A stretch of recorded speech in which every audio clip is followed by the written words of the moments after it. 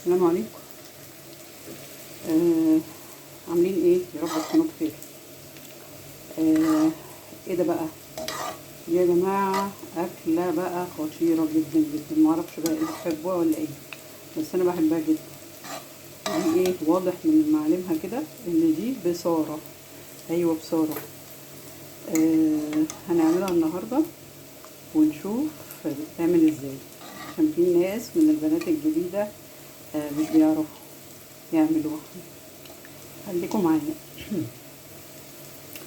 ده ربع كيلو فول مدشوش، ربع كيلو بس. مش بنعمل اكتر من ربع، علشان ايه؟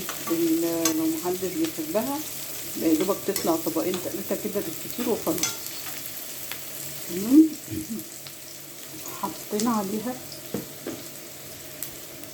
حطينا عليها شبت وبقدونس وكزبره،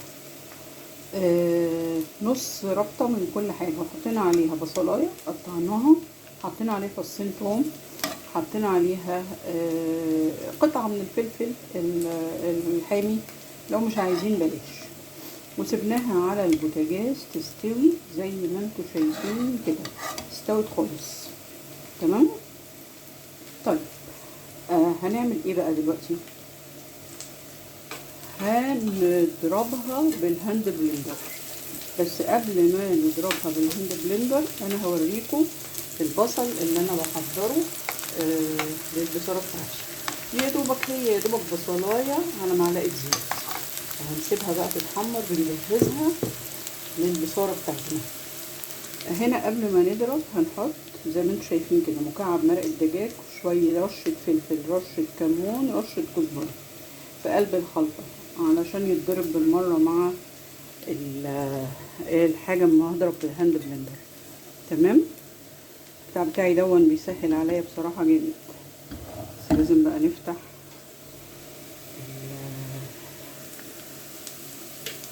كده ونبدا نضرب.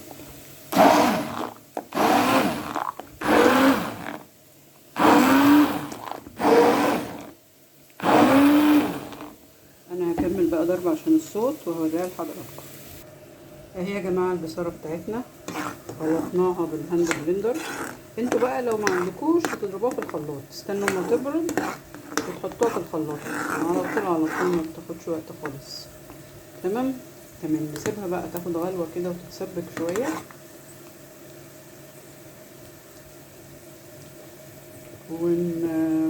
ونرجع لحضراتكم.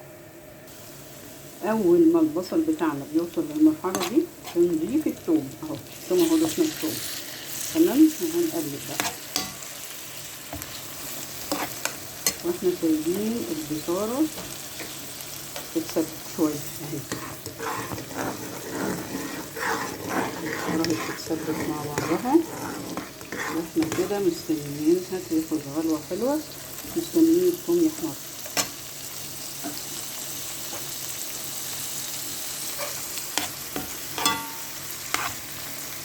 اول ما الثوم يعمل ريحه هنحط معلقه كزبره ناشفه. احنا حاطين كزبره عاديه طازه عليها وهي بتستوي، هنحط بقى كزبره ناشفه كمان. اهي بتتسبك، شايفين لونها جميل ازاي؟ لونها جميل جدا. اهي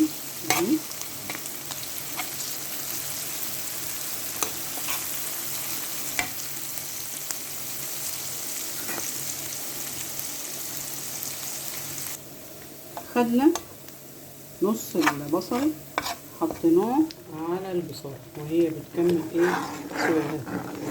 كان البصل ايه اصفر شوية، خدناه حطيناه مع شوية الثوم اللي حطيناه، ودول بقى شوية البصل اللي احنا هنحطهم فوق وش الطبق بره، بنسيبه يعني ياخد لون شوية. تمام. خلاص هي خلاص على وشك، وهنصبها بقى في الاطباق ونوريها لحضراتكم. يا ريت اللي وصل بقى معانا كده يصلي على الرسول، اللهم صل وسلم وبارك على سيدنا محمد، واشترك في القناه. اجمل متابعين، حبايبي حبايبي حبايبي، شكرا شكرا شكرا. يا ريت اللي عايز اي حاجه يقول لي، واللي عايز يقول لي حاجه يقول لي. يعني عايز يطلبني، عايز يقول اي حاجة، مفيش مشكلة خالص، تحت امركم، واحنا كلنا اخوات وبنتعلم من بعض. ادي يا جماعة البصارة بتاعتنا اهي بعد ما صبيناها في الاطباق، شايفين جميلة ازاي؟ لسه بقى هنرش عليها البصل بقى اللي بيخليها اجمل واجمل طبعا. لو في حد بقى مش بيحب يحط عليها بصل نسيب له طبق من غير بصل.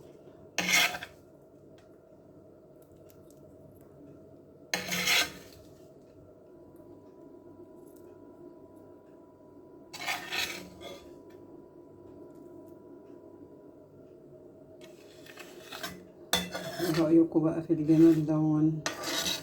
وشوفوا بقى كلكم بقى وطعمكم. يا دوبك عملنا قد ايه؟ عملنا ربع كيلو بصارة، عشان لو في حد مش بيحبها ما يبقاش متضايق وما ياكلهاش عادي يعني، وما يبقاش عملنا كمية كبيرة وكلفنا نفسنا.